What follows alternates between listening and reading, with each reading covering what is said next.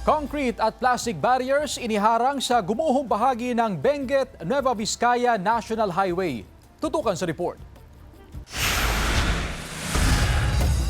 Nilagyan ng mga plastic at concrete barrier ang bungad ng kalsadang ito sa barangay Bacala, Trinidad, Benguet.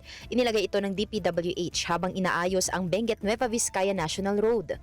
Isa sa pinakamalaking pinsala na natamo dito sa bayan ng Trinidad itong pagkasira ng kalsada na bahagi ng barangay Bacal. At kung inyong makikita, literal na dumausdos pa ibaba itong naturang kalsada. Kaya naman ang hiling ng mga motorista at residente, sana may saayos na agad itong daanan na nagkokonekta pa man din sa probinsya ng Benguet at probinsya ng Nueva Vizcaya. Problema raw ito ng mga residente at motorista. Po talagang nakapalaking problema po nung gumuho itong kalsada kasi ito po yung main na daanan po. Marami po ma'am, talagang ito po yung daanan ng mga trackings. Patuloy ang monitoring ng MDRRMO, lalo ngayong nararanasan pa rin ang panakanakang pag-ulan. Nagtulong-tulungan po yung national government at saka local government na makumpuni ang on the planning stage na po ito. It is a hazard high, landslide prone. Every time na bababa at bababa yung mga lupa.